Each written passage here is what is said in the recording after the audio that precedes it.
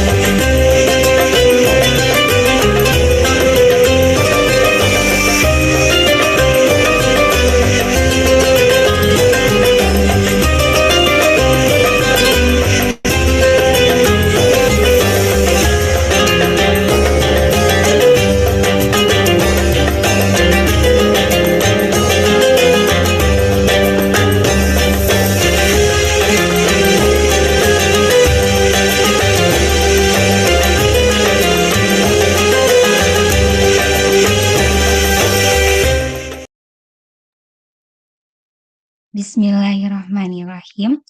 Suara saya sudah terdengar jelas, Teteh-teteh? Kelas teh, alhamdulillah. Alhamdulillah. Baik, Assalamualaikum warahmatullahi wabarakatuh.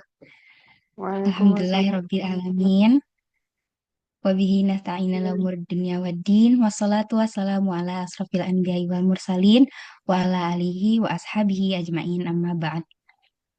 Mari kita awali pagi ini dengan mengucap syukur kepada Allah Subhanahu wa Ta'ala karena atas limpahan rahmat dan karunia Allah kita semua diberikan rahmat, sehat, serta waktu untuk dapat berkumpul dalam majelis ini di bulan penuh keberkahan dalam acara kajian subuh Ramadan, persembahan dari Ahwat Latif dengan tema memaafkan dan membersihkan hati.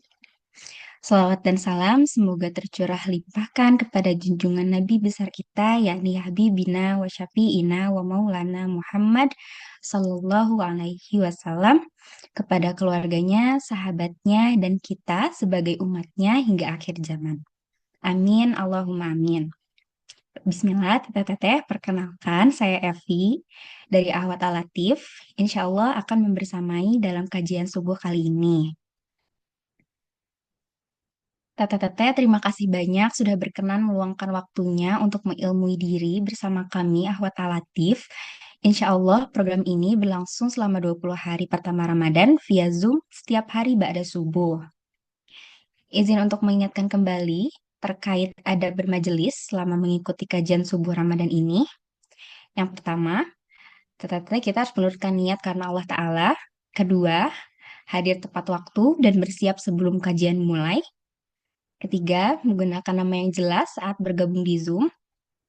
Keempat, menyalakan kamera bagi yang memungkinkan. Kelima, menjaga adab berpakaian saat kamera aktif, menutup aurat dengan sempurna. Keenam, fokus mendengarkan dan mencatat faidah ilmu. Ketujuh, bertanya dengan adab pada waktu yang dipersilahkan dengan format nama, underscore domisili, underscore pertanyaannya. Kedelapan, dilarang menyebarkan link Zoom tanpa izin panitia. Kesembilan, apabila terdapat peserta Ikhwan yang bergabung, mohon untuk menginformasikan kepada admin grup atas nama Anissa Latifah agar majelis tetap terjaga. Teteh-teteh, kita juga bisa meluangkan harta kita dengan bersedekah di waktu terbaik dengan cara scan kris yang sudah dibagikan pada kolom komentar atau dibagikan di grup kajian subuh ya Teh. Dan silahkan untuk bisa menyalakan kamera dengan menggunakan virtual background yang telah disediakan bagi yang memungkinkan. Selanjutnya, agar majelis kita kali ini diberikan keberkahan dan kelancaran, Teteh bisa membuka mushaf surat ke-42, surah Asy-Syura, ayat 40 sampai 43. Mari kita simak bersama pembacaan ayat suci Al-Quran yang akan dilantunkan oleh Teh Diana. Teh Diana sudah ada di ruang Zoom. Sudah ada teh. Baik, Hmm? kepada Teh Diana kami silakan. Baik Tevi, terima kasih atas kesempatannya. Assalamualaikum warahmatullahi wabarakatuh. Teteh, agar kajian subuh ini menjadi berkah dan Allah ridhoi, mari kita bersama-sama membaca Al-Quran. Teteh boleh dibuka mushafnya, surat Asy-Syura, surat ke-42, ayat 40 sampai 43. A'udzu billahi minasyaitonir rajim. Bismillahirrahmanirrahim. Wa jazaa'u sayyi'atin sayyi'atum mithluha.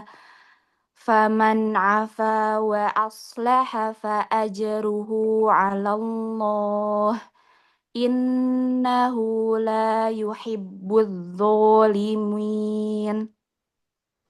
Wala wala man yantasara ba'da zulmihi fa ulaika ma 'alaihim min sabil. Innamas sabilu 'ala Innamas sabilu 'alal ladzina Innamas sabilu 'alal ladzina yadhlimunan nasa wa yabghuna fil ardi bighairil haqq. Ulaika lahum 'adzabun alim. Walaman sabara wa ghafara inna dzalika lamin azmil umur. Shadaqallahul azim.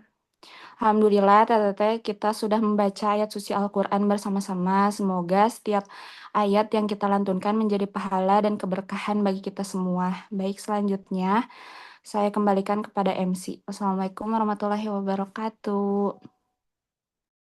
Waalaikumsalam warahmatullahi wabarakatuh. Alhamdulillah, terima kasih Teh Diana telah melantunkan ayat suci Al-Quran. Maha benar Allah dengan segala firman-Nya. Semoga keberkahannya terus mengalir untuk yang membaca, begitu juga yang mendengarkannya. Amin. Teteh, eh ini semua dari mana aja teteh yang udah pada datang? Boleh cek di kolom komentar ya Teh. Udah rame dari daerah mana aja nih pagi hari ini? Dari Bogor, Masya Allah. Majalengka, Cimahi. Oke, sore yang ada yang di luar Jawa Barat, nggak Teh? Boleh upset, boleh cek-cek kemana aja nih? Sejauh mana kajian subuh pagi hari ini? Kebun Kelapa, Jogja. Masya Allah ya. Umi Khalifah dari Jogja. Sekarang tinggal di Bandung, Masya Allah. Rame-rame ya. Alhamdulillah. Masya Allah. Karena sudah kita berkumpul lumayan banyak nih ya, teteh-teteh. Sebelum kita mulai acaranya, kita Jakarta, oke. Insya Allah. Reminder juga untuk teteh-teteh sekalian, sebaik-baiknya ilmu yaitu untuk dipahami, diamalkan, dan disampaikan kembali. Teteh-teteh bisa mencatat resume dari kajian pagi hari ini dan bisa disebarkan dengan tag Instagram Ahwat Alatif. Semoga kebermanfaatannya bisa menjadi amal jariah ya untuk teteh-teteh semuanya. Teteh sekarang bisa posisikan duduk ternyamannya supaya bisa mendengarkan materinya dengan fokus. Kemudian, nanti untuk sesi tanya jawab, Teteh bisa langsung raise hand atau drop dulu pertanyaannya di kolom komentar. Nanti ketika pemateri telah selesai menyampaikan ilmunya, pertanyaannya akan dibacakan atau jika ingin disampaikan langsung oleh Teteh boleh raise hand. Seperti itu. Sebelum kita mulai kajiannya, kita akan dokumentasikan kajian hari ini ya, Teh. Boleh yang belum menyalakan kameranya, dinyalakan dulu. Ditunggu 5 detik ya, Teh. Eh, untuk memastikan, Umi sudah ada di ruang Zoom. Ada teh. Alhamdulillah, Umi. Assalamualaikum. Waalaikumsalam warahmatullah. Oke, kita foto ya, Teteh. Teteh dari media sudah siap untuk ambil gambar. Oke, hitungan ketiga ya, Teh. 1, 2, 3. Oke, slide selanjutnya. 1, 2, 3. Oke, slide selanjutnya. 1, 2, 3. Slide selanjutnya. 1, 2, 3. Oke, sudah cukup, Teh? Atau ada lagi? Sudah ya? Insya Allah sudah kelihatan ini muka-muka segarnya untuk menerima ilmu pagi hari ini ya. Insya Allah hari ke-7 Ramadan ini kita akan membahas terkait tadi ya tentang memaafkan dan membersihkan hati eh, yang akan disampaikan oleh Umi Aisyah. Sebelum itu kita mulai dengan doa belajar dulu. Bismillahirrahmanirrahim. Allahumma inni as'aluka ilman nafi'an wa rizqan thayyiban wa amalan mutaqabbalan. Selanjutnya, sesi kajian akan diserahkan ke Umi Aisyah. Kepada Umi, kami persilahkan. Baik, hatur nuhun teh Evi. Bismillahirrahmanirrahim. Assalamualaikum warahmatullahi wabarakatuh. Alhamdulillah, hamdan katsiran tayyiban mubarakan fih. Kama yuhibbu rabbuna wa yardah. Ashhadu an la ilaha illallah wahdahu la syarikalah. Wa ashhadu anna Muhammadan abduhu wa rasuluhu la nabiyya ba'dah. Allahumma salli wa sallim wa barik wa an'im ala sayyidina wa habibana wa qudwatuna Muhammad sallallahu alaihi wasallam wa ala alihi wa ashabihi wa man tabi'ahum bi ihsanin ila yaumil qiyamah. Subhanaka la ilma lana illa ma 'allamtana innaka antal alimul hakim wa tub alaina innaka antat tawwabur rahim. Amma ba'd.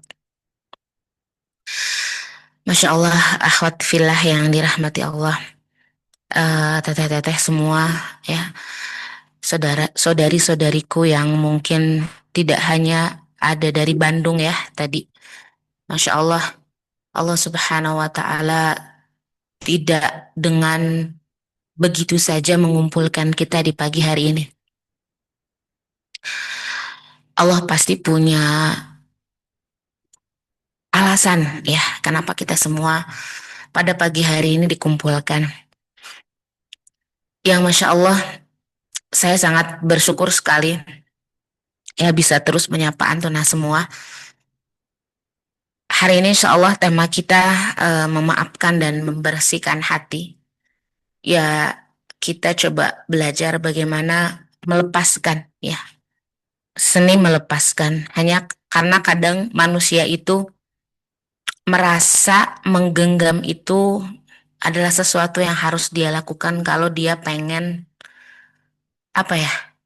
Ya itu kayak anak kecil ya. Karena merasa memiliki, merasa eh, hal yang harus dia apa ya, kalau ingin punya sesuatu atau pengen pengen merasakan sesuatu tuh ya harus dipegang ya, tapi ternyata kadang melepaskan itu ya itu hal yang lebih baik ya, karena sejatinya memaafkan itu adalah hadiah untuk dirimu, akhwat. Ya, jadi ketika kita semua melepaskan, ketika kita semua memaafkan, itu sejatinya kita sedang memberikan hadiah untuk diri kita yang berharga. Karena apa? Karena dendam ataupun luka masa lalu itu ibarat kalian membawa rangsel berisi batu besar yang mungkin beratnya lebih dari 10 kilo kemanapun kita pergi. Yang lelah itu bukan orang yang menyakiti kita ternyata ya, akhwat. Tapi yang akan merasakan lelah itu adalah diri kita sendiri. Karena gimana tidak ya? Ya tadi analoginya seperti orang membawa rangsel berisi batu besar kemanapun dia pergi. Dan untuk menjadi ahli surga itu ternyata salah satunya adalah dia harus punya sifat memaafkan. Ini ayat yang pernah dibahas sama Ibun ya di Ahad kemarin. Ya, jadi coba kita lihat ternyata memaafkan itu adalah sifat orang bertakwa yang tentunya dijanjikan oleh Allah Subhanahu wa taala surga seluas langit dan bumi. Di surah apa itu? Di surah Ali Imran ayat 134. Ya, jadi kita lihat perhatikan urutannya, yaitu orang-orang yang menafkahkan hartanya, baik di waktu lapang maupun sempit. Lalu orang-orang yang menahan amarahnya dan memaafkan. Ini lihat perhatikan urutannya, menahan amarah.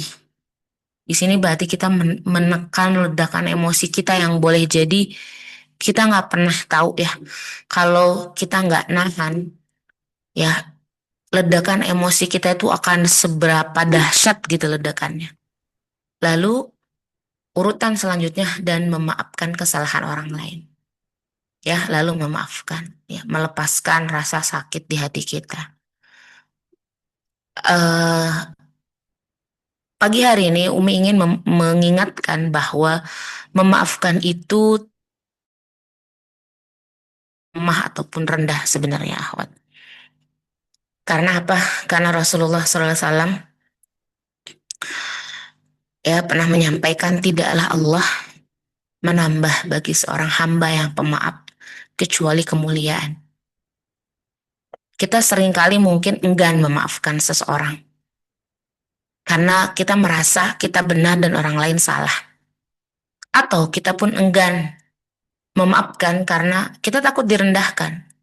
Padahal Allah menjamin, akhwat, bahwa dengan memaafkan wibawa dan kemuliaan kita itu justru akan dinaikkan oleh Allah Subhanahu wa taala. Gitu ya. Jadi memaafkan itu memang bukan hal yang sekedar memaafkan. Bagaimana kita juga menahan emosi, bukan juga sekedar kita itu terlihat elegan atau seperti apa.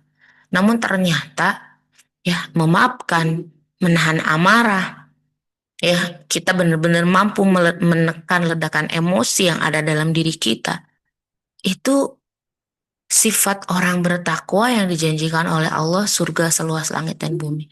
Jadi kalau kita katakan bahwa untuk bisa menjadi ahli surga, kita itu harus jadi orang yang sangat lapang hatinya. Memang pintu surga itu banyak, akhwat. Ya, tapi menjadi ahli surga, mau dia dari pintu puasakah, sholatkah gitu ya, sedekahkah, jihadkah, tapi tetap memaafkan itu harus jadi sifat umum siapapun dari kita sebagai orang-orang yang bertakwa yang menginginkan surga. Sebagai orang-orang yang ingin mendapatkan kemuliaan di mata manusia dan Allah Subhanahu wa taala. Karena orang yang pemaaf itu akan dijanjikan oleh Allah kemuliaan, al-izzah. Tentu Antuna melihat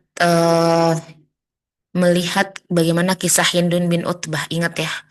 Ingat coba kisah Hindun bin Utbah. Kita tahu siapa beliau ya. Dia adalah istri dari Abu Sufyan.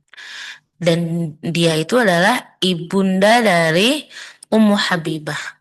Termasuk ya salah satu anaknya juga siapa? Muawiyah bin Abu Sufyan. Kita tahu anak-anak Hindun tuh bukan anak-anak sembarangan. Ya, apalagi kalau kita mau membicarakan masalah Abu Sufyan. Namun yang pasti singkatnya, Hindun bin Utbah itu pernah mengatakan kepada Wahsy, kalau engkau mampu ya membunuh Hamzah bin Abdul Muthalib, dia akan memberikan perhiasannya. Pokoknya dikasih reward lah. Yang pada akhirnya reward yang paling diinginkan oleh Wahsy itu adalah kemerdekaannya. Ya, dan itu terjadi kan? Ya, Hindun bin Utbah itu ya di perang Uhud pernah membelah dada Hamzah, lalu dia memotong jantung dan menggigitnya. Ya, pernah dia gigit. Kenapa? Itu jadi sumpah dia, jadi janji dia, karena di perang Badar ayahnya, pamannya, saudara laki-lakinya terbunuh di perang Badar. Dan karena itu ya, karena kematian tiga laki-laki yang tentu sangat berarti di hati Hindun, maka Hindun membuat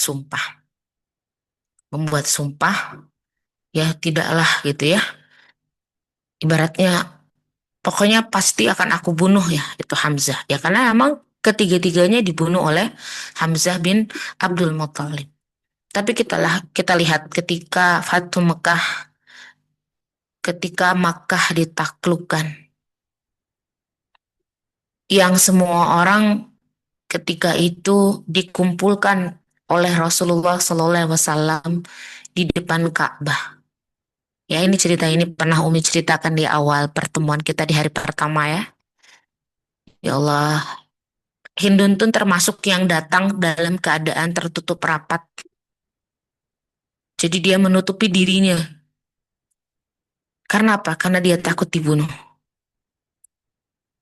Dia tahu kalau orang-orang Mekah yang lain, kalaupun pernah menyakiti Rasul, mungkin menyakitinya dari ucapan, dari tingkah laku yang mungkin ngebully dan sebagainya ya. Tapi kalau Hindun tuh kan sudah sampai di level dia pernah memakan jantung pamannya Nabi, Hamzah bin Abdul Muthalib. Itu yang membuat Rasul juga merasa apa ya, nggak sesederhana itu ketika mengingat kematian Hamzah. Karena apa? Karena Hamzah itu meninggal dalam kondisi tubuhnya tragis gitu. Karena apa? Ditombak oleh Wahsy. Lalu setelah itu badannya apa ya, ibaratnya diobrak-abrik gitu sama Hindun, dibelah dadanya, ya jantungnya dilepaskan. Itu kebayang ya, seorang seorang Hindun tuh kayak karena dendamnya ya dia sampai bisa melakukan hal seperti itu ya. Ibaratnya tanpa rasa takut, tanpa rasa jijik dan sebagainya. Ya demi untuk memuaskan dendamnya ya. Hindun tahu seberapa berat, seberapa telah menyakitkannya apa ya. Dia benar-benar udah melakukan hal yang menyakiti Rasulullah. Namun lihat bagaimana Rasulullah SAW menerima keislamannya dan memaafkannya. Bahkan Rasulullah tidak mengatakan sebagaimana apa yang dikatakan oleh Rasul ke Wahsy. Hindun mah diterima begitu saja sama Rasulullah. Bahkan ketika setelah keislaman Hindun, ya lihat bagaimana Hindun pun berubah drastis ya. Dari dia sebelum Islam dengan setelah keislamannya, itu benar-benar menunjukkan kualitas dia sebagai seorang perempuan. Ya, yang dia pernah gitu suatu hari pernah mendatangi Rasul bertanya tentang sebuah hukum, dan bagaimana Rasul apa menerimanya gitu, menerimanya, menjawab pertanyaannya. Bahkan ketika Hindun pun bertanya di hadapan Rasulullah dengan mode tertutup ya, tapi Rasul ngeh gitu. Kamu Hindun bin Utbah gitu ya. Ya karena apa? Karena Rasul tahu tidak ada orang yang memiliki sifat se apa ya, setegas Hindun bin Utbah gitu. Jadi dari kisah ini kita mengambil ibrah jika Rasulullah SAW sanggup memaafkan orang yang membunuh keluarga tercintanya dengan cara yang sangat tragis, akhwat. Maka tentu luka kita akibat lisan orang, pengkhianatan teman, ataupun hal-hal yang lain gitu ya, seharusnya masih bisa kita coba maafkan demi meraih ridho Allah. Ya, ada kisah lain. Ya, kita lihat kisah lain. Kisah Zainab binti Rasulullah SAW. Yang dulu ketika Zainab hendak hijrah ke Madinah, ya karena kan Rasulullah SAW sudah duluan tuh hijrah. Putri-putri yang lain sudah duluan hijrah. Zainab karena ketika itu memang apa ya bersikukuh untuk tetap bersama sang suami ya di Mekah, eh, memutuskan untuk tetap berada di Mekah. Namun kondisinya ketika itu karena Abul As tidak kunjung masuk Islam, ya, maka turunlah ayat bahwa yang berbeda, ibaratnya apa? Muslimah dengan kafir itu tidak boleh bersama, ya.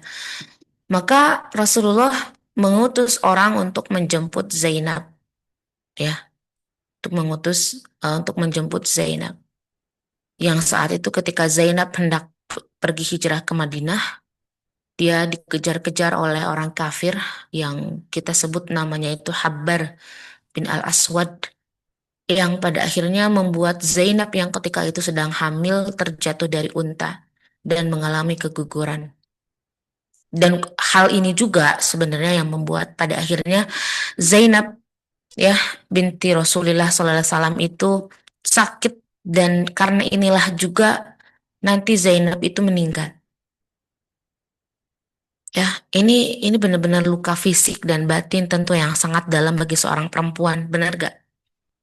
Dia lagi hamil, terus dia keguguran karena satu orang itu. Tapi bertahun-tahun kemudian, pada akhirnya Habbar bin Al-Aswad yang menyebabkan dia terjatuh dari unta, masuk Islam dan mohon ampun, memohon maaf kepada Rasulullah SAW. Rasulullah SAW memaafkannya. Dan bahkan Zainab pun menunjukkan kelapangan hatinya, akhwat, yang sangat luar biasa dengan tidak menaruh dendam kepada orang-orang yang menyebabkan dia kehilangan anaknya. Ya, dari Zainab kita belajar bahwa kekuatan wanita muslimah bukan pada kemampuannya membalas, tapi pada luas samudera maaf yang dia miliki dari hatinya.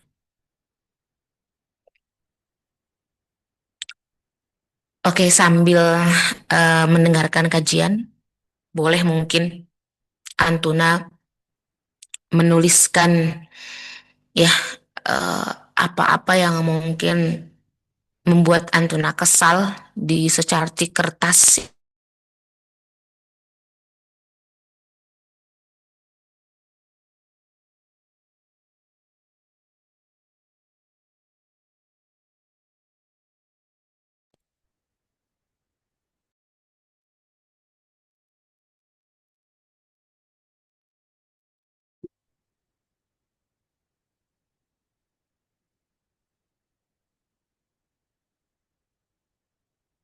Oke, ini mungkin ya tema memaafkan. Suara Umi ada ya? Oke, tema memaafkan. Mungkin Umi nggak akan banyak apa ya membahas tema dari sisi teori dan sebagainya, karena sepertinya tema memaafkan ini teorinya tuh udah banyak banget dibahas dari apa hari pertama, yang hari ini kita kepengennya take action. Ya, bagaimana kita lakukan aksi, ya, membersihkan hati kita. Bukan berarti ketika kita disakiti, kita tidak harus memvalidasi perasaan kita. Ya, kita bisa saja mengatakan kepada diri kita, wajar kalau aku sakit hati karena dia sudah melakukan ini, bahwa apa yang dia lakukan memang salah. Tapi juga katakan dalam dalam dalam hati kita kepada diri kita, tapi aku tidak mau rasa sakit ini menghalangiku masuk surga. Ya, jadi pertama ketika kita disakiti, ya silahkan kita memvalidasi perasaan. Ya, ini tuh memang menyakitkan, yang dia sudah lakukan itu salah. Tapi juga katakan kepada diri kita, tapi apakah kamu mau rasa sakit ini kalau engkau biarkan akan menghalangimu masuk surga? Tanya itu kepada diri kita. Sedangkan Rasulku, suri tauladanku gitu ya. Katakan itu kepada hati kalian. Kekasihku itu adalah orang yang pemaaf. Lalu aku ini akan jadi umat siapa? Kalau aku terus menaruh dendam dan rasa sakit di dalam hati. Sedangkan Rasulku tuh pemaaf. Gitu. Dan aku tidak mau rasa sakit ini menghalangiku masuk surga. Lalu ingat ayat kemarin. Surah apa? Al-Anfal ayat 62 ya. Ingat ayat itu. Kalaupun saya disakiti, kalau di ayat itu, kalaulah saya dikhianati, saya udah baik banget sama dia misalnya. Saya sudah melakukan berbagai macam cara.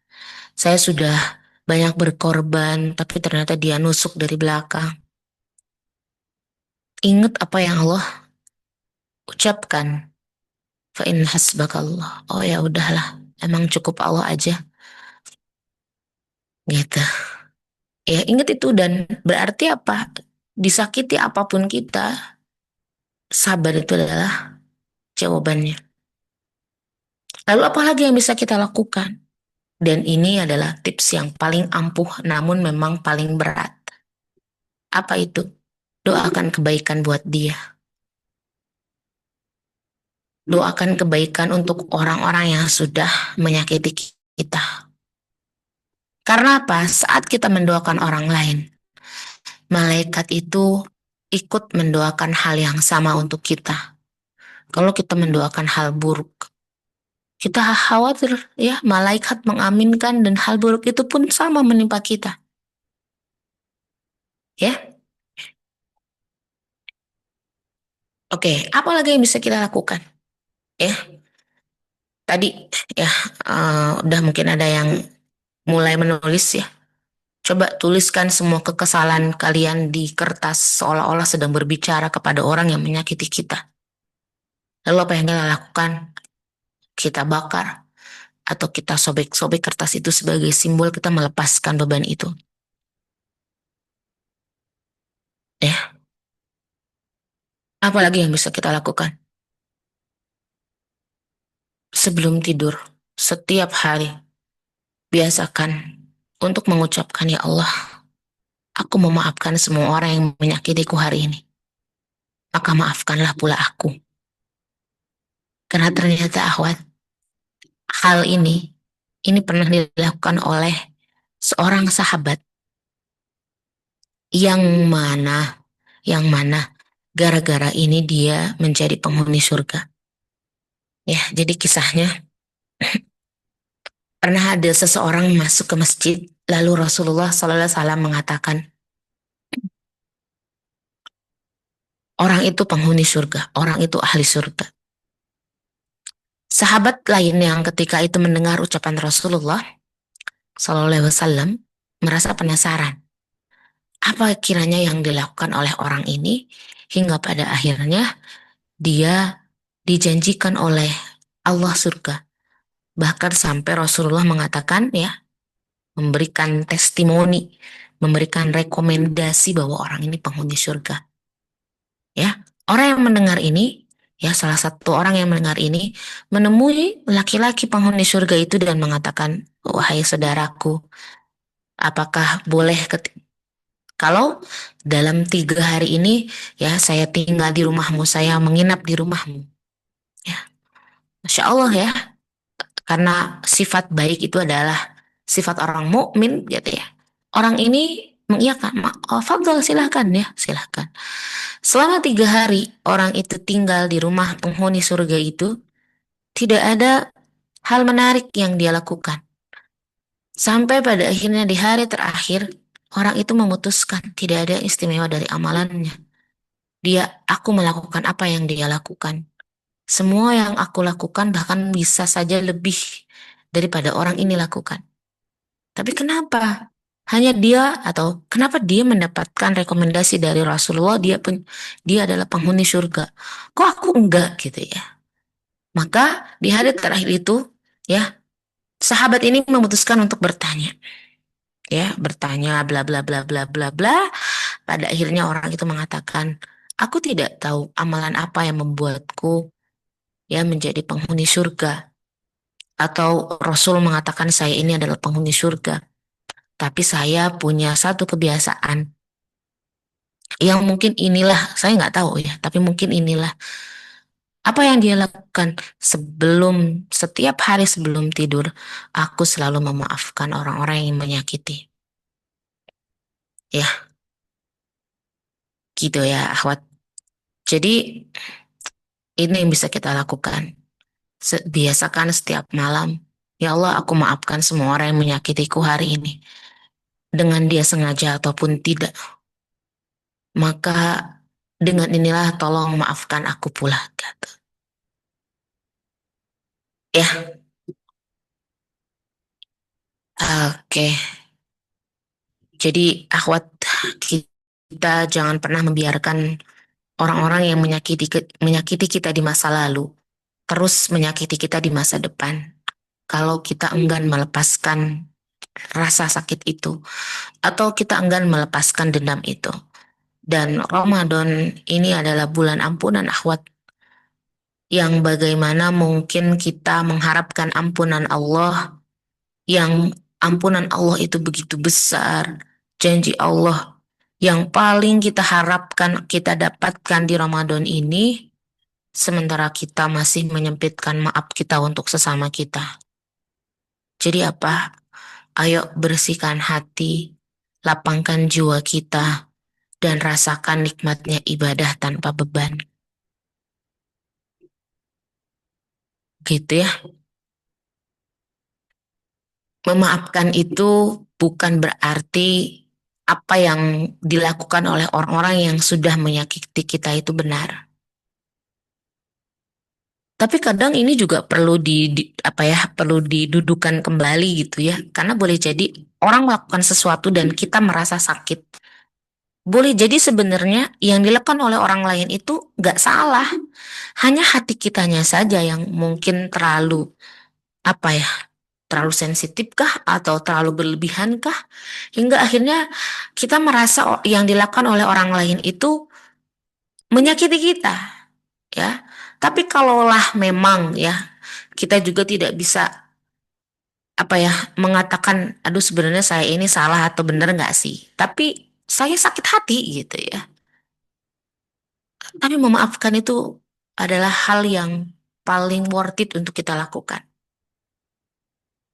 Ya, jadi gitu ya. Tapi tadi memaafkan itu bukan berarti kita mengatakan apa yang dilakukan oleh orang lain yang memang itu benar-benar salah gitu ya. Dan itu menyakiti. Itu benar. Tapi berarti kita tidak ingin luka itu terus-menerus merusak kebahagiaan kita. Ya, karena apa? Karena memaafkan itu cara kita pulang ke hati yang tenang.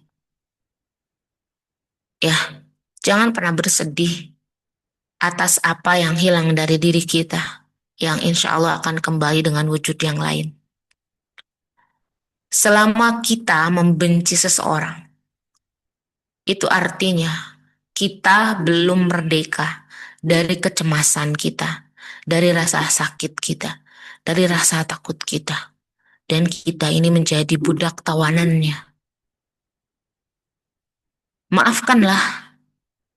Maafkan bukan berarti dia layak untuk dimaafkan. Tapi karena jiwamu terlalu berharga untuk jadi kuburan kesalahan-kesalahan orang lain. Ya, maafkanlah. Peluk semua janji Allah. Dan ingat janji-janji Allah. Lalu apa? Lalu tidurlah dengan tenang. Lepaskan semua beban di dalam hati kita dan biarkan pengadilan langit yang bekerja. Gitu ya. Wallahu a'lam bishawab.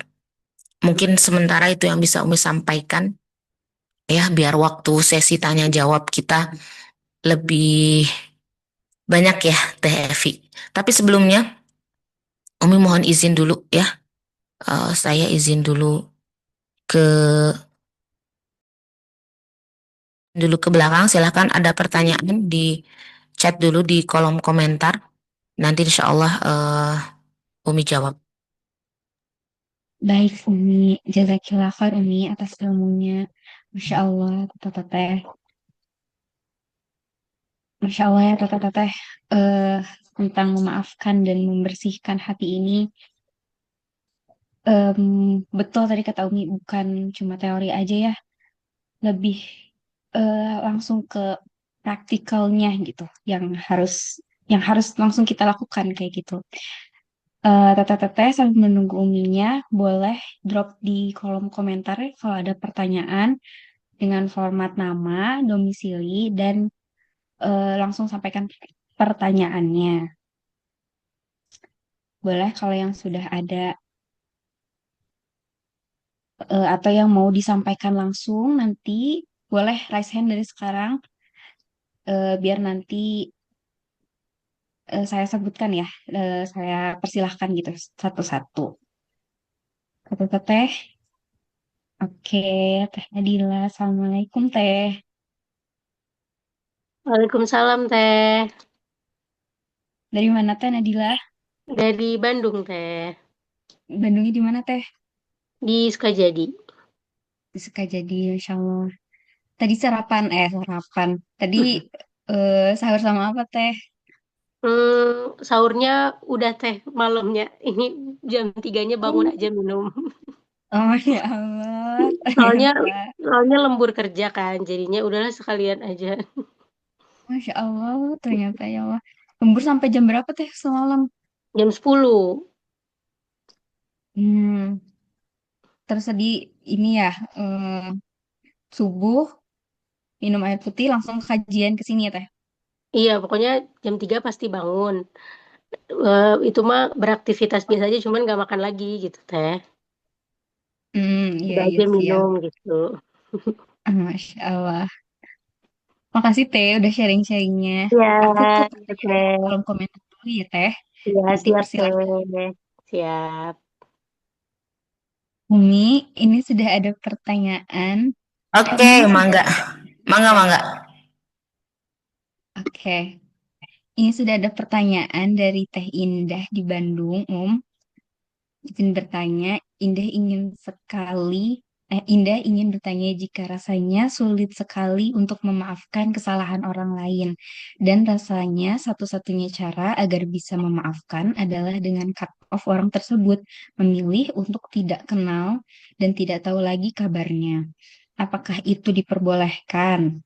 Karena jika masih melihat orangnya yang hidupnya terlihat baik-baik saja, sementara dia pernah menyakiti orang lain, itu malah menambah marah diri sendiri. Terima kasih sebelumnya Umi. Oh iya, Masya Allah. Ini tuh teori yang gampang diucapkan tapi sulit dipraktekkan nggak sih? Salah memaafkan itu. Ya, iya, ini memang sulit. Serius sulit ya. Emang rasanya sulit sekali. Kalau apa coba? Kenapa rasanya menjadi lebih sulit ketika kita disakiti oleh orang lain? Itu karena kita merasa kita ini apa ya, gak layak mendapatkan perlakuan itu. Ya, salah satunya ya, salah satunya. Kenapa sih kalau kalau kita mendapatkan perlakuan tidak nyaman dari orang lain terus kita jadi sakit hati?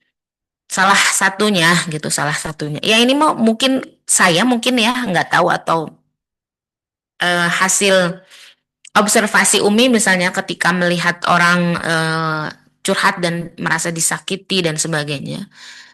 Dan pada umumnya orang tuh merasa disakiti karena apa, Akhwat?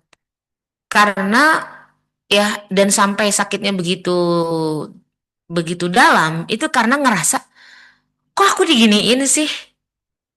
Nggak nggak layak loh aku diginiin. Harusnya aku diperlakukan yang baik bukan kayak gini gitu lah. Ngerti ya? Ya, mungkin ya. Coba saja kita jujur kepada diri kita. Sebenarnya perasaan itu pernah terjadi nggak sih? Pernah kita rasain nggak sih, gitu ya? Perasaan kayak gitu, bahwa pada akhirnya kita sakit hati sama perlakuan orang lain, lalu kita merasa sakit hati itu kok sulit sekali dilepas. Tadi ya satu hal yang sering dilakukan oleh manusia, ya itu karena merasa dia tidak pantas mendapatkan perlakuan itu. Itu lahir dari apa ya? Ya maaf ya, saya juga tidak menyangka, tapi ya namanya juga manusia gitu ya. eh Apa ya, kita tahu selemah apa kita ya. Maka Allah Subhanahu wa Ta'ala membiarkan semua manusia itu berada pada titik lemah itu karena untuk memberikan rasa kepada semua manusia bahwa kamu tuh manusia yang kamu tuh butuh aku, butuh Allah ya. Jadi kalau kita ini merasa kuat, selalu merasa kuat, kita akan lupa sama Allahnya. Jadi memang selalu Allah itu buat kita ini lemah, ya. Dan salah satu kelemahan yang membuat kita tidak nyaman adalah kita merasa saya nih nggak layak digituin. Kok kamu kayak gitu sih sama saya? Sakit hati nih, gitu kan. Jadi untuk mencegah salah satunya ya, untuk mencegah rasa sakit di dalam hati kita itu atau bahkan sampai nggak sakit hati. Pertama yang harus kita lakukan adalah kita apa ya gitu. Misalnya nih ya, apa ya kasih contoh dong. eh Diapain lah gitu misalnya. Oh gini deh, saya kasih contoh misalnya ya.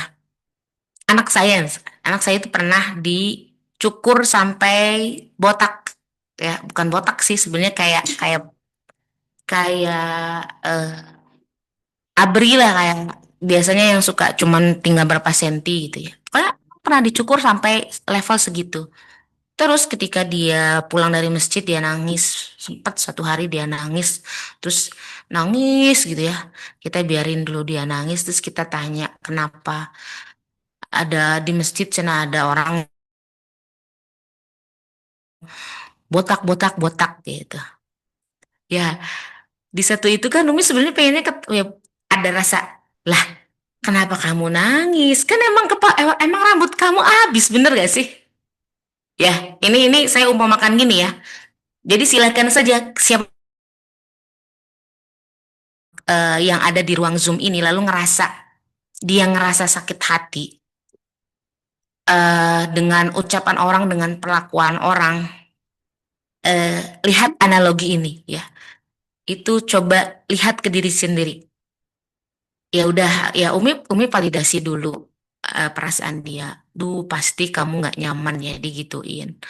Dibilangin botak tuh pasti nggak nyaman dan akhirnya nangis. Iya, aku nggak suka dibilangin botak. Akhirnya kan Umi nanya, terus menurut AA emang ada rambutnya apa botak? Botak, Mi. Iya bener ya, dia botak kan? Ya, terus Umi tanya lagi, kenapa disebut botak itu jadi sesuatu yang membuat kamu menangis? Memang botak itu buruk kah? Sesuatu yang buruk kah di mata kamu? Dia diam aja. Dan akhirnya tuh Umi menceritakan tentang kemuliaan orang, Umi menceritakan tentang value orang, Umi menceritakan tentang konsep buruk dan baik gitu loh. Karena boleh jadi di mindset dia disebut botak itu aib gitu ya. Dan akhirnya sakit hati dan akhirnya nangis. Padahal yang bisa membuat dia akhirnya dibilangin botak, gak nangis tuh apa? Kalau dia sadar, dah emang rambut aku memang botak. Terus, lah emang kenapa kalau botak? Orang-orang bilang aku botak, ya emang aku botak. Terus kenapa kalau aku botak gitu? Coba kalau ada anak yang bersikap begitu, kira-kira dia bakal nangis gak diomongin botak, botak, botak gitu? Kamu botak, si botak. Enggak kan? Bener gak? Ya, nah itu tuh bisa banget ya keseharian kita. Ada orang ngomongin kita apalah, ada orang gimana lah, ya. Kalau apa yang diucapkan oleh orang lain tidak benar adanya, ya sudah abaikan, benar gak? Karena kan enggak, apa yang kamu ucapkan tuh salah. Sama seperti kemarin ketika hari apa tuh, ketika Umi menceritakan tentang Rasulullah diolok-olok, yang Rasul tuh kan namanya Muhammad, yang artinya orang yang terpuji. Lalu kan diolok-olok, diplesetin tuh namanya gitu kan. Lalu kan gimana cara reaksi Rasul? Rasul cuma tersenyum dan bilang, ya orang itu salah, orang nama saya Muhammad kok, ya kenapa dipanggil yang lain gitu. Gitu kan. Sesimpel itu, sesederhana itu. Namun ya lagi-lagi, saya bukan tidak apa ya, tidak menghargai perasaan Antuna semua.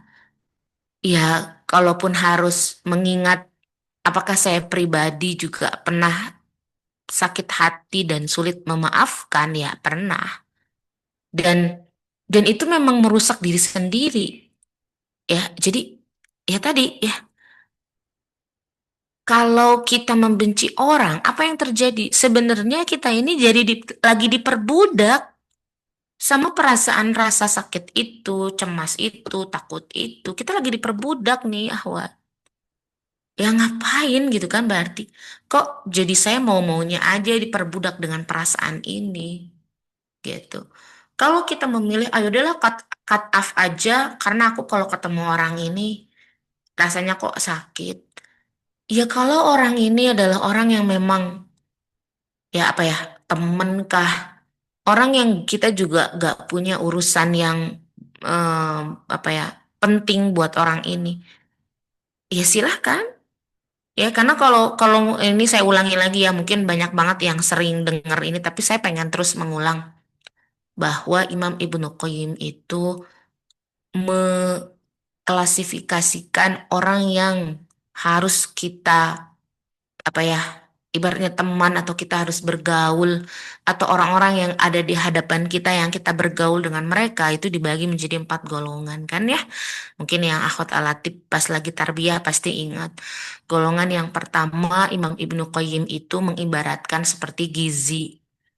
Jadi sama orang-orang yang mereka ibarat gizi mah kita teh wajib banget kudu harus bergaul dengan mereka, intens ketemu dengan mereka, bener-bener rapat gitu dengan. Lalu ada golongan yang kedua itu ibarat obat. Ya kan kalau sama obat mah kita kalau nggak sakit minum obat nggak sih? Ngapain kan? Ya kalau nggak sakit berarti sama golongan orang yang kedua ya, kalau kita ada perlu kita interaksi. Kalau nggak ada perlu kita ngapain? Nggak usah berinteraksi. Karena apa? Takut overdosis ya. Obat mah jangan berlebihan. Karena kalau kita overdosis berlebihan berinteraksi dengan mereka yang nggak baik juga. Sama seperti tidak baiknya kita mengkonsumsi obat berlebihan. Lalu yang ketiga sebagai apa? Racun. Ya jelas ya, kalau sama racun mah harus jauh nggak sih? Karena apa? Karena kalau kita dekat sama nih racun, ya ke katoel ya atau ke minum, kita nyicip sedikit saja kan itu akan berpengaruh pada kesehatan kita. Itu berarti kita akan tidak baik-baik aja, tidak akan tidak baik-baik aja hati kita. Kenapa? Kenapa 4 golongan ini perlu kita klasifikasikan orang-orang yang ada di sekitar kita? Guna apa? Gunanya untuk supaya hati kita ini bersih, hati kita ini sehat. Kalau kena racun, hati sehat nggak? Nggak dong, ya. Tubuh manusia manapun kena virus, kena eh, kuman, ya, kena bakteri ya sakit. Lalu golongan yang keempat adalah kebinasaan. Golongan yang ketiga, masih boleh nggak sih kita kenal, ya deket misalnya ya. Ya kalau imunnya lagi oke, ya ketemu bakteri, ketemu virus, ngaruh nggak tuh virus? Enggak, bener nggak? Ya, kalau imun kita lagi kuat, segencar apapun virus datang, ya kita nggak akan sakit. Itu berarti kalau kita lagi tahu imun kita lagi bagus, lagi kuat, ya sok aja deket-deket sama virus, boleh aja. Tapi kalau lagi lemah ya janganlah. Tapi kalau sama golongan yang keempat, yang itu adalah kebinasaan, ini mah bener-bener wajib, sewajib-wajibnya kita tinggalin. Kenapa? Deket dikit binasa kita.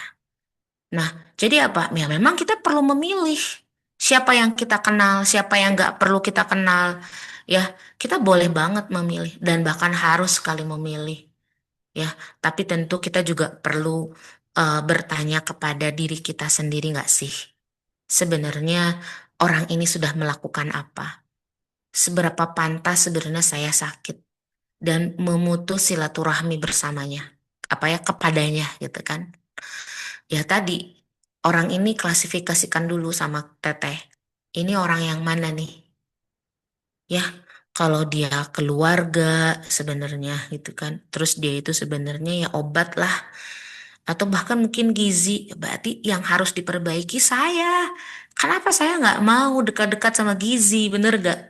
Karena kan hari ini kita tahu gak semua orang juga mau makanan sehat yang sebenarnya makanan sehat itu bergizi buat tubuh dia, bener gak? Sepakat nggak? Sepakat ya, akhwat ya. Nggak semua hari ini orang mau makanan sehat, bener nggak? Ya, kenapa makanan sehat identik nggak enak, hambar mungkin. Ah, pokoknya nggak nggak rasanya nggak enak aja, ya. Dan itu juga perlu kita pertanyakan lagi, karena belum tentu selamanya kita ini benar dan orang-orang yang menyakiti kita itu salah, gitu ya. Kita juga perlu introspeksi diri, muhasabah diri kita, gitu ya. Kalau kita terus marah, ya kita juga harus bertanya, loh, apa ya, serapuh inikah mental saya hingga saya mudah sekali marah sama orang lain. Dan tadi masalah marah juga perlu kita dudukan kembali ya, marah kita itu karena apa. Gitu ya sementara. Silakan teh, mungkin ada pertanyaan yang lain, nanti kita kembangkan temanya dari apa pertanyaan itu. Siap, Om. Terima kasih. Selanjutnya Teh Nadilah, mangga boleh disampaikan pertanyaannya. Bismillahirrahmanirrahim. Assalamualaikum Umi. Assalamualaikum semua teman-teman. Waalaikumsalam warahmatullahi wabarakatuh. Apa kabar teh? Waalaikumsalam. Alhamdulillah Umi, baik. Masya Allah, salam kenal ya. Salam Kayak kita kenal Umi. kita kita belum pernah ketemu offline ya. Belum Umi, insya Allah nanti ketemu ya Umi. Insya Allah nanti kita ketemu ya. Insya Allah, biiznillah. Mangga teh. Amin. Umi, ini temanya benar-benar menurut aku pas banget ya Umi. Maksudnya relate di zaman sekarang yang emang lagi orang tuh masalah mental health apalagi lagi dinaikkan banget ya Umi ya. Jadi benar-benar relate banget gitu, apalagi untuk saya ya Umi, pejuang memaafkan gitu ya. Jadi 1 tahun lalu itu saya tuh mencoba memaafkan tapi masih marah Umi.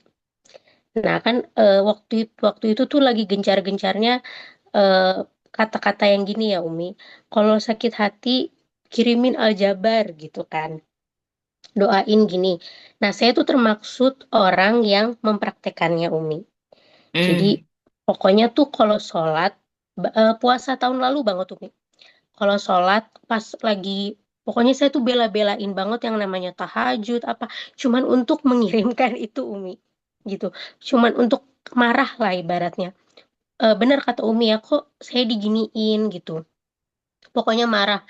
Itu full, saya tuh cuman hidup 1 tahun itu tuh sampai akhir tahun kemarin kayak cuman untuk marah marah marah gitu, masih kok ini sakit ya sampai akhirnya detik-detik akhir tahunnya lah gitu Umi ya. Saya tuh rilis lah, belajar rilis gitu. Belajar rilis gitu. Karena emang bener eh, mau sedalam apapun sakitnya gitu ya Umi, segimanapun kita dihancurkannya tuh kayak itu tuh capek nantinya gitu. Memendam rasa benci itu tuh akan berujung dengan capek gitu. Dan emang kayak setiap hari bangun tidur tuh kayak nggak punya tenaga, kayak kok memikirkan terus ya. Nah, sampai akhirnya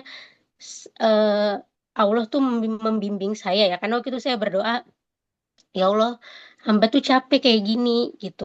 Punya Hmm. rasa seperti ini tuh capek banget. Akhirnya Allah tuh bimbing saya buat bisa yang namanya berdoa yang baik, Umi. Hmm. Mendoakan ibaratnya seseorang tersebut yang baik gitu ya.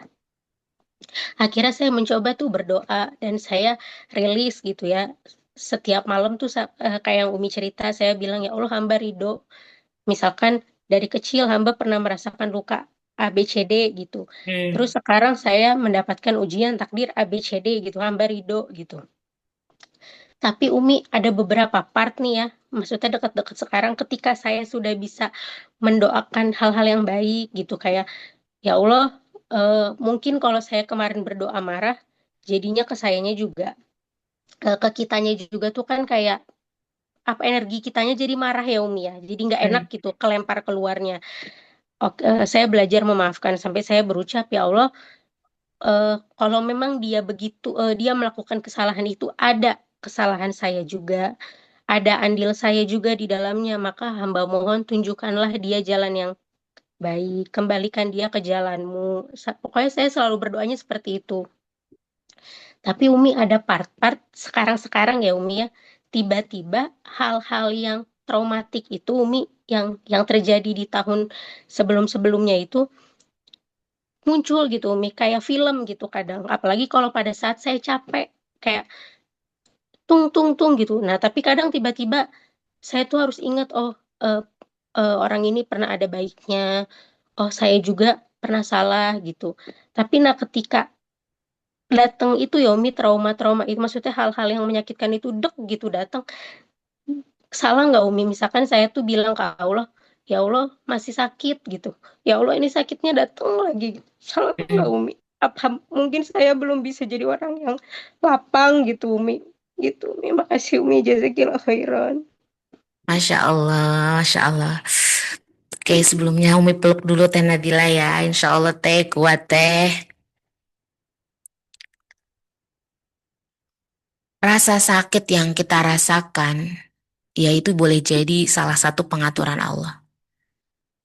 Karena hati kita memang tidak selalu ada dalam pengaturan kita. Hati kita ya ada andil Allah ya ngatur. Karena kan hati semua manusia itu digerakkan oleh Allah Subhanahu wa Ta'ala. Yaitu kan berarti memang satu cara yang bisa kita lakukan untuk kita peduli kepada hati kita, ya kita minta kepada pemilik hati itu. Kita adukan semua. Ya tadi ya kalimat yang mungkin akan saya ulang. Kalau hari ini belum bisa memaafkan 100%, terus berusaha maafkan. Dan ingat sama janji-janji Allah. Lalu lepaskan beban itu, biarkan pengadilan langit yang bekerja. Karena gini Teh, ya tadi ya, Teteh sendiri kan sudah mengatakan begitu doa bahkan apa yang dilakukan itu untuk meluapkan kemarahan, kok malah bebannya berat.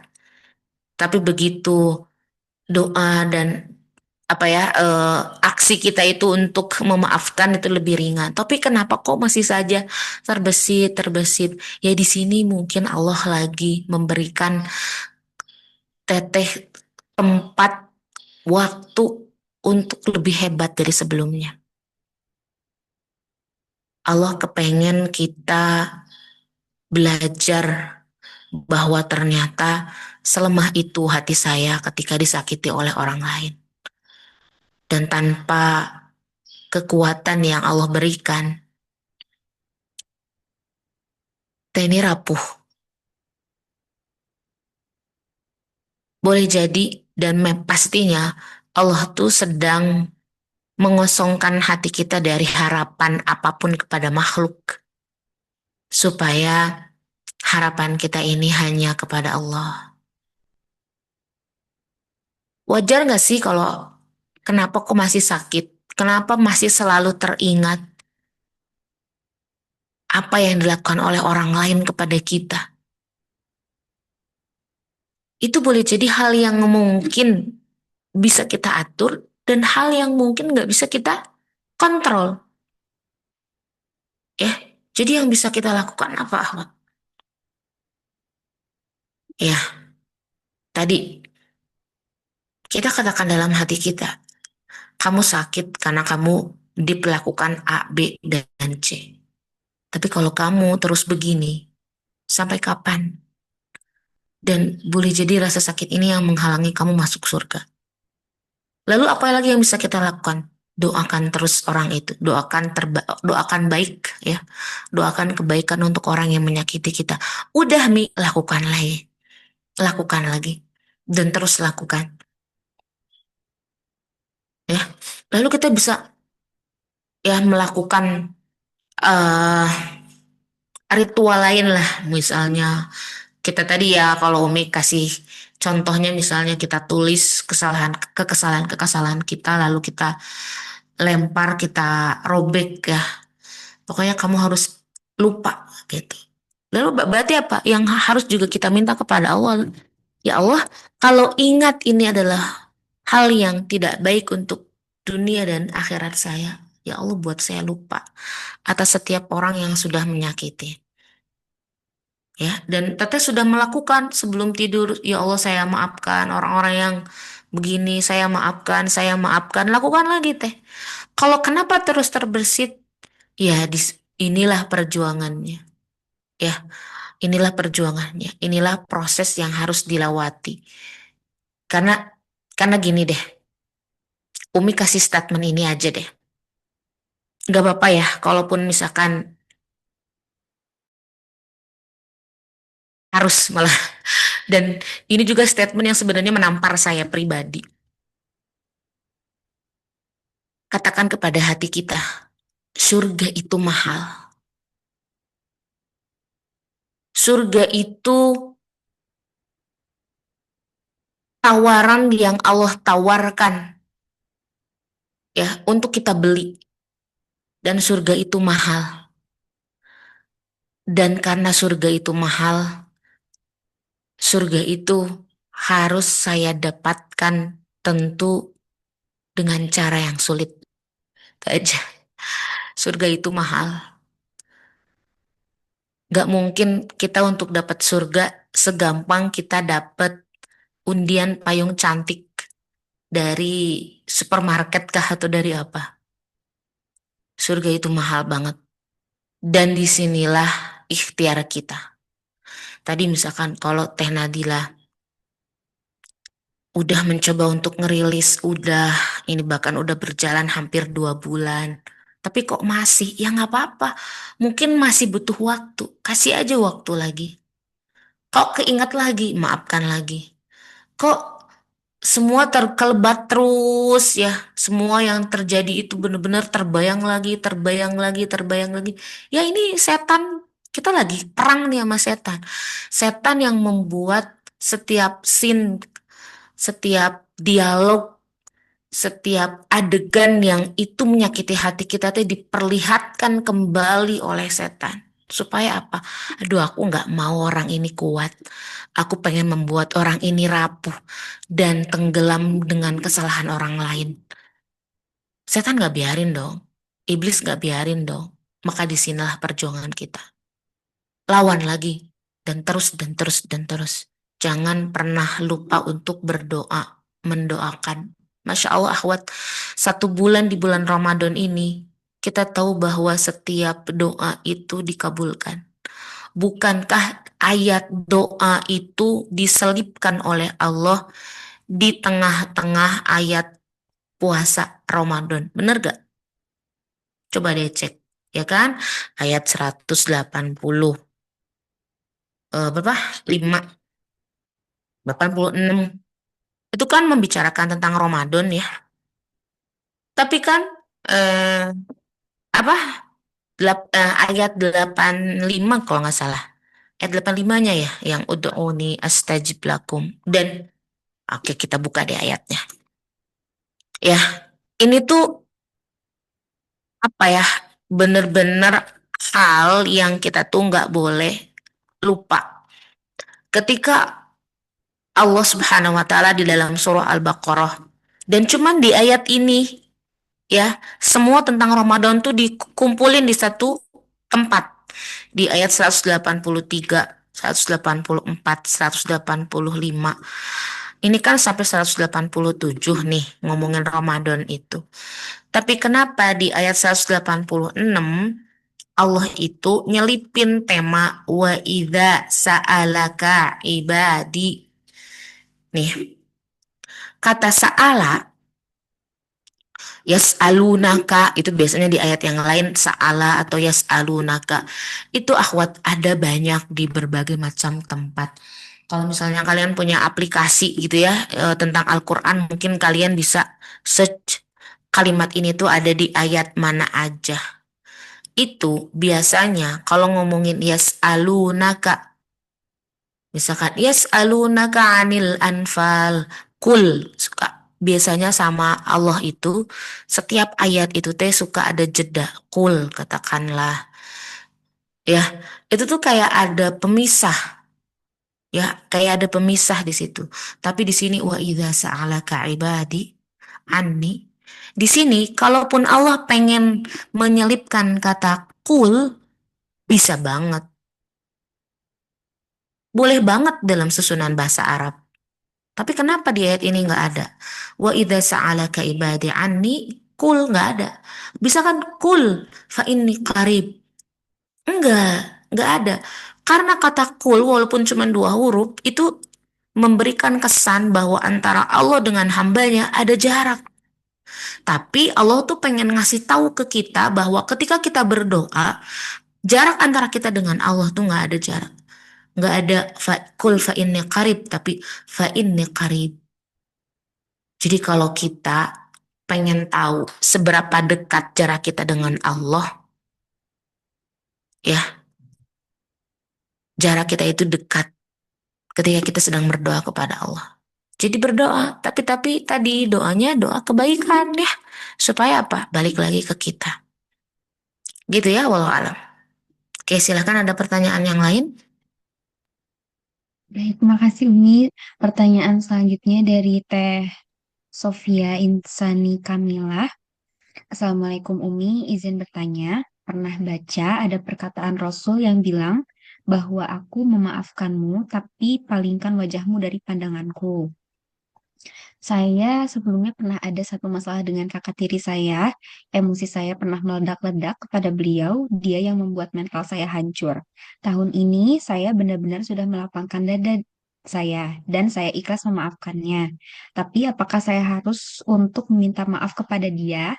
Tapi saya sudah tidak ingin bertemu dengan dia. Ingin memaafkan tapi tidak ingin ketemu lagi. Gimana nih, Umi? Taib. Ah, ya kasih jeda lah buat diri sendiri. Ya, eh, saya tidak tahu apa yang dilakukan oleh kakak tiri teteh sampai membuat mental teteh hancur. Saya nggak tahu ya. Tapi alhamdulillah ketika hari ini kita juga harus kita syukuri setiap pencapaian kita. Kita harus rayakan setiap pencapaian kita. Pencapaian teteh sudah ada di level teteh melapangkan dada teteh dan ikhlas memaafkan. Ya itu sudah sangat apa ya, sudah pencapaian yang Masya Allah gitu ya. Terus apakah harus kita perlu minta maaf sama dia, sedangkan kita ini ya nggak ingin ketemu sama dia, ya nggak apa-apa teh. Kasih jeda juga dulu buat hati teteh, buat diri teteh ya.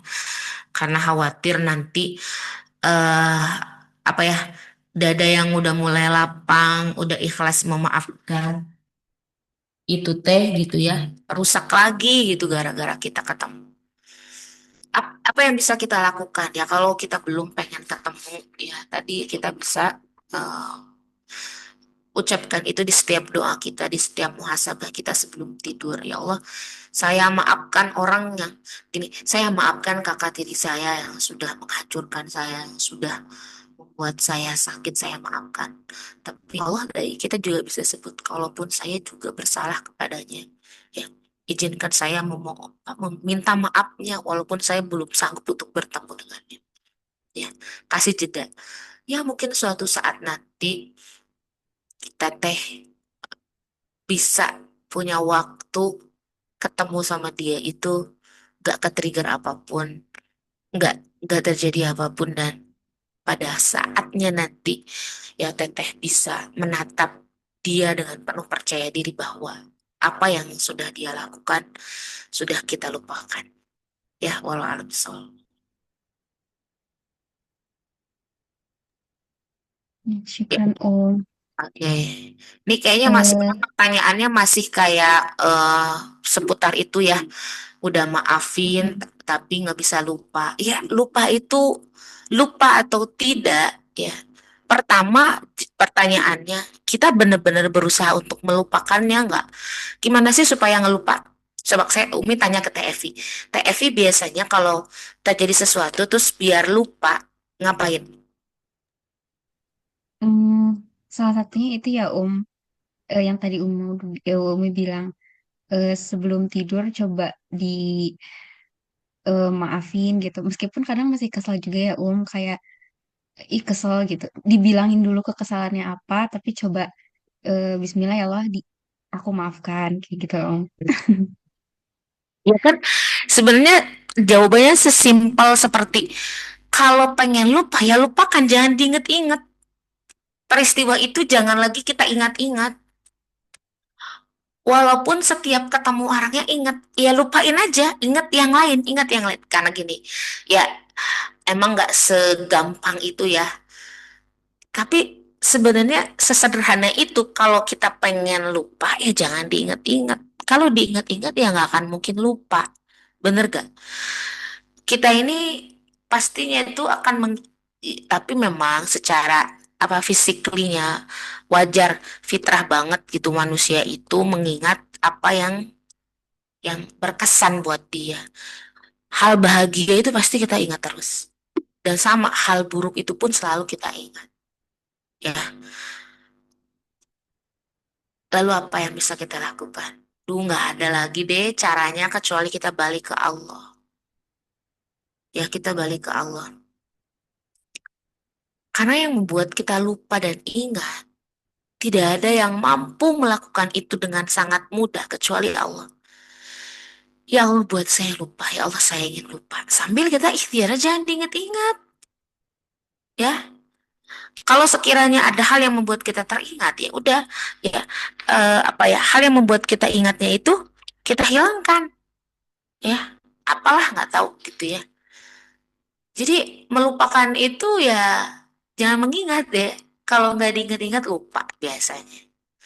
Jadinya ya saya Wah, mana ya Uwa ya? Ah, Uwanya nggak ada. Bentar-bentar ya bisa nggak kepejit.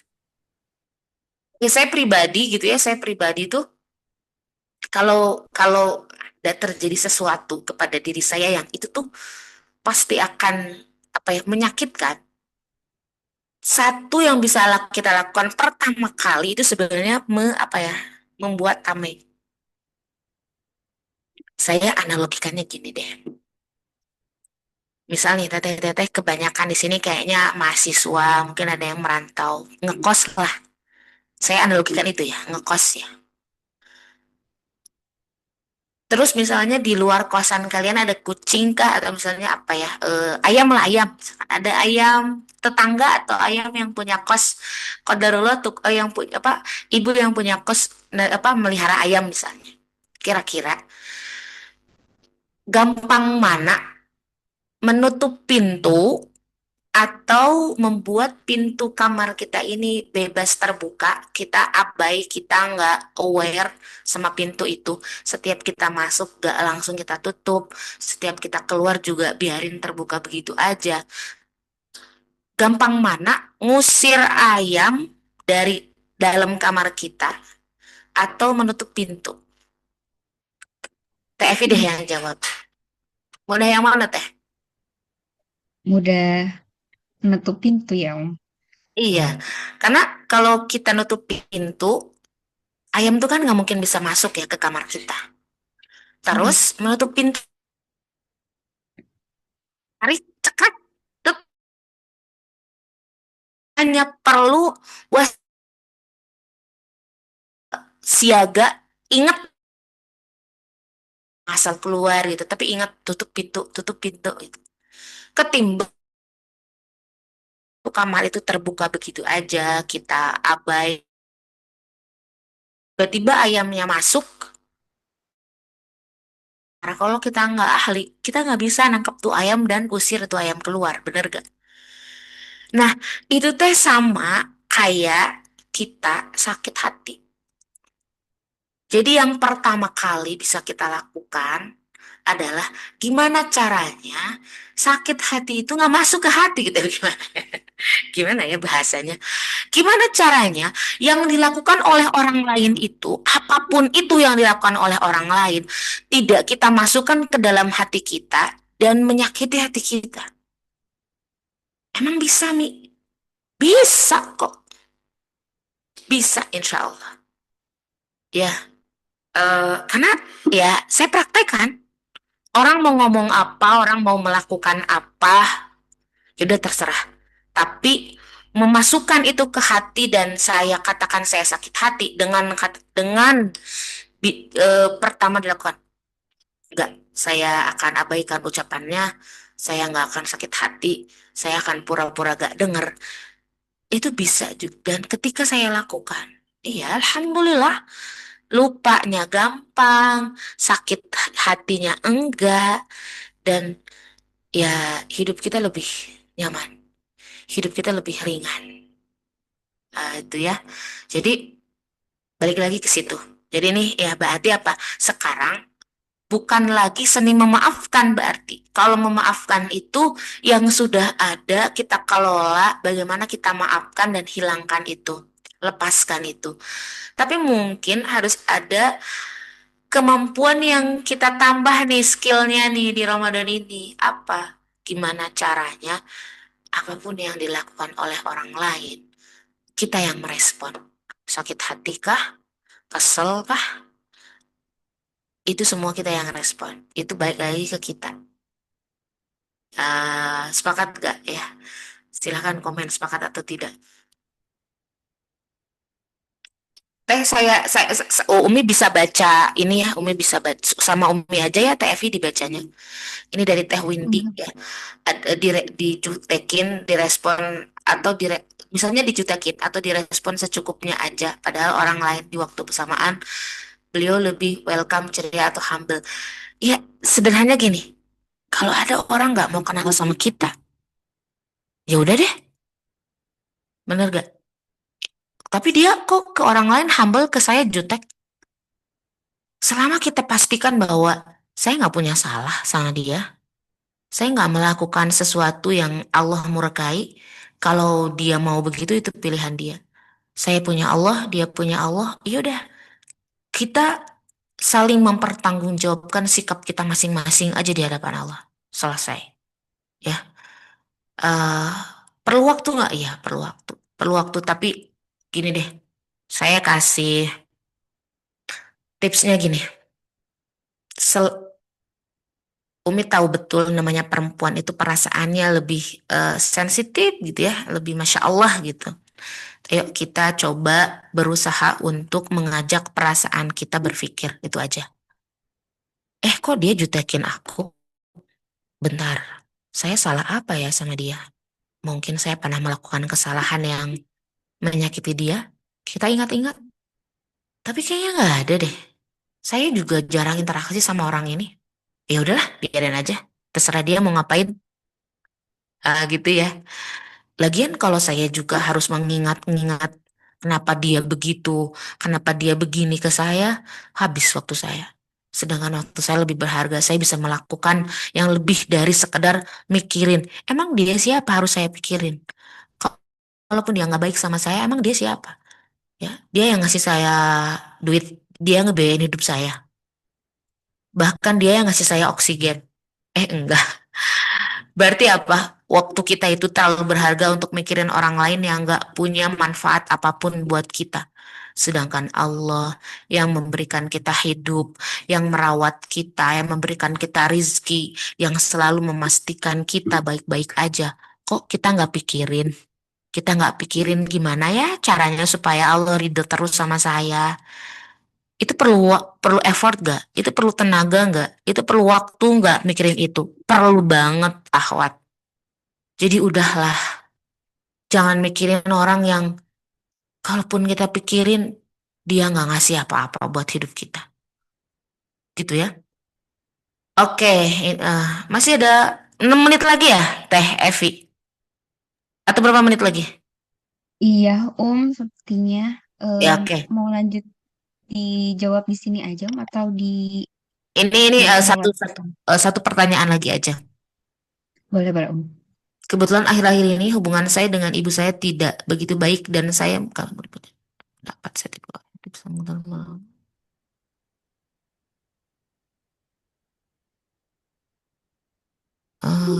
Bentar. Jujur, Umi ingin sekali apa? Ingin sekali dekat.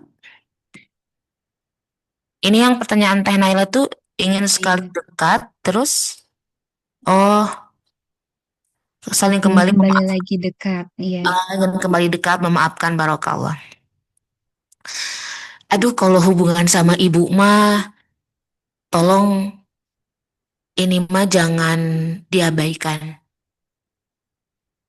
karena dengan sangat jelas Islam itu Allah itu dalam Al-Quran, Rasul dalam hadisnya menyebutkan kedudukan ibu di hadapan semua manusia. Jadi kalau sama ibu, kalau kita punya masalah sama ibu atau ibu mertua, tolong segera selesaikan. Tolong ini harus jadi prioritas. Bukan nakut-nakutin ya, bukan nakut-nakutin. Tapi Umi khawatir apapun yang terjadi kepada kita, boleh jadi karena kita punya masalah sama ibu kita. Itu ya. Tapi Umi yang salah ibu saya. Oke, iya.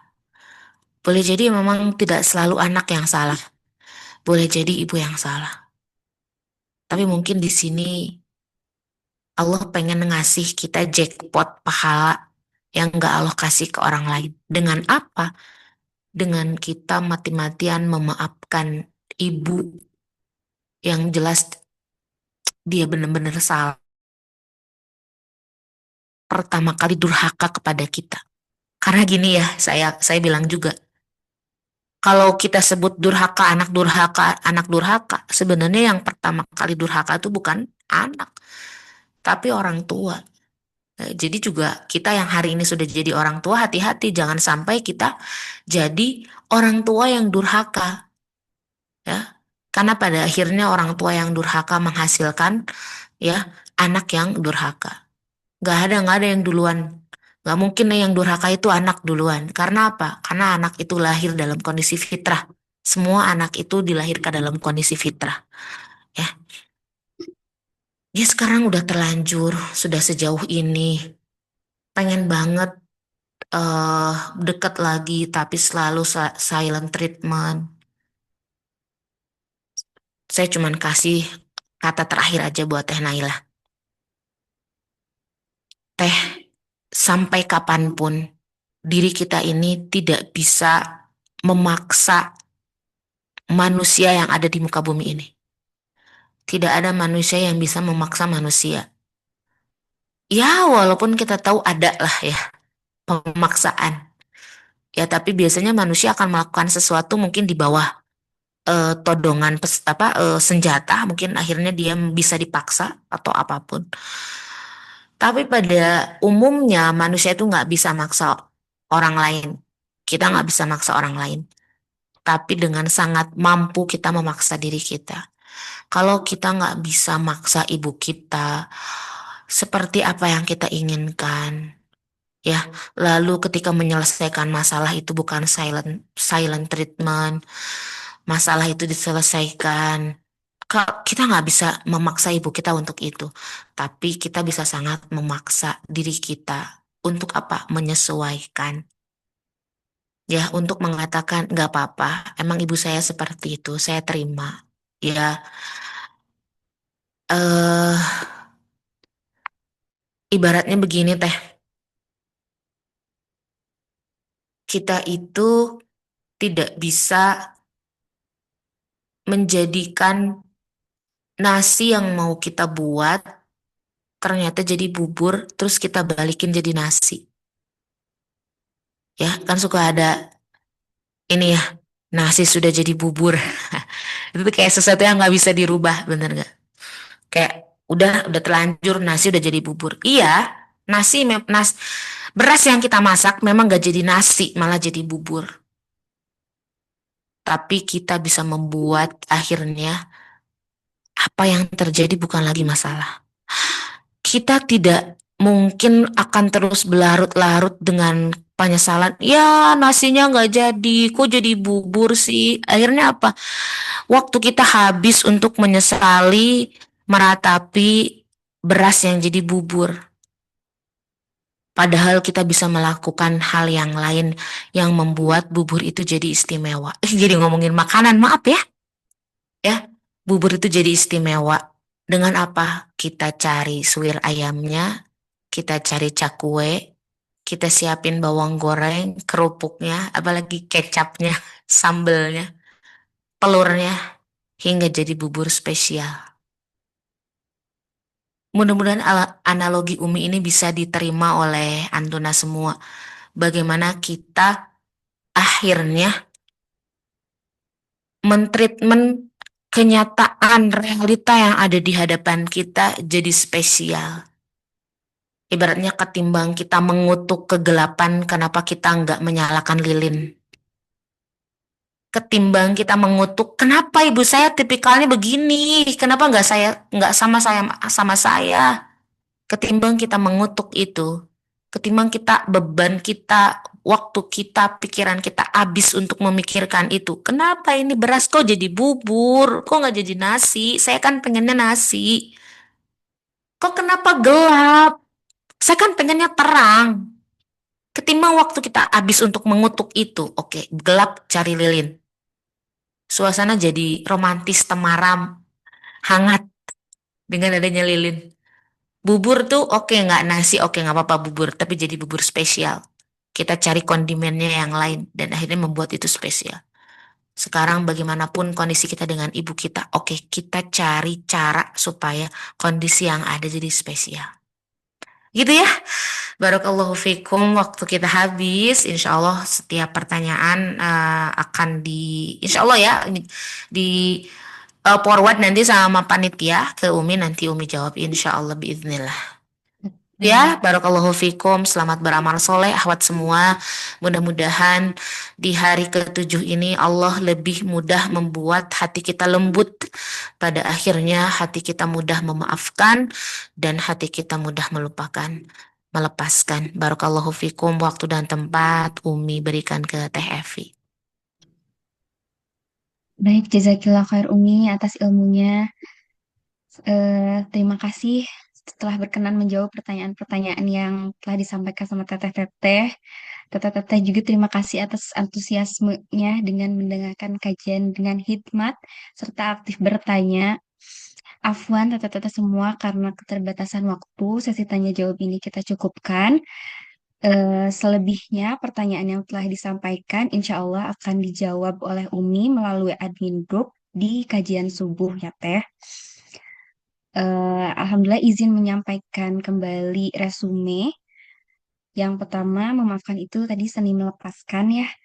Yang kedua, kisah-kisah yang bisa diambil pelajarannya tentang kesabaran, yaitu ketika Rasulullah memaafkan terhadap Hindun, istri Abu Sofyan, yang telah membunuh dan memakan jantung Hamzah bin Abdul Muthalib, paman Rasul, dan kisah Zainab terhadap seseorang yang telah membuatnya jatuh dari unta hingga keguguran. Lalu cara seperti apa yang bisa kita lakukan ketika masih merasakan sakit hati? Yang pertama, doakan kebaikan untuk yang telah menyakiti kita. Kedua, mengganti amarah dengan menuliskan kekesalan atau journaling ya teteh. Yang ketiga, sebelum tidur, usahakan kita memaafkan orang yang telah menyakiti supaya bisa dapat recommendation letter masuk surga dari Rasulullah. Yang selanjutnya, setting boundaries untuk nge-cut off orang-orang itu seperti apa saja tadi disampaikan oleh Umi Aisyah. Menurut Ibnu Qayyim ada 4 ya. Ada ibarat gizi, ibarat obat, ibarat racun, dan kebinasaan. Terakhir, memaafkan bukan berarti membenarkan kesalahan atas apa yang telah dilakukan seseorang terhadap kita. Masya Allah, semoga Allah membantu kita melapangkan hati kita semua untuk bisa memaafkan kesalahan orang-orang yang telah menyakiti kita, sehingga hati kita bersih kembali tanpa rasa kesal dan dendam terhadap seseorang. Alhamdulillahirrabbilalamin, kajian subuh kali ini telah selesai kita laksanakan. Jazakumullah khairan katsiran kepada pemateri kita kali ini, Umi Aisyah. Terima kasih juga kepada Teh Diana dan teteh-teteh yang telah menyempatkan hadir dalam kajian subuh Ramadan kali ini. Terima kasih kepada kolaborator yang sudah support. Terima kasih kepada Bersama Bermakna, tulisan Ensa dan Happy Bandung sebagai media partner kami. Mari kita tutup acara ini dengan hamdalah dan istighfar 3 kali. Alhamdulillahirrahmanirrahim. Astagfirullahaladzim, astagfirullahaladzim, astagfirullahaladzim. Dan doa kafaratul majlis. Subhanakallahumma wa bihamdika astagfiruka wa atubu ilaih. Semangat terus untuk mengilmui diri. Insya Allah kita akan bertemu lagi selama beberapa hari ke depan. Semoga kita semua istiqomah dalam perjalanan menuntut ilmu ini. Saya atas nama tim panitia yang bertugas mohon maaf atas segala kendala yang terjadi selama kajian berlangsung. Sampai bertemu lagi dan selamat melanjutkan aktivitas kembali. Wassalamualaikum warahmatullahi wabarakatuh. Terima kasih teteh-teteh.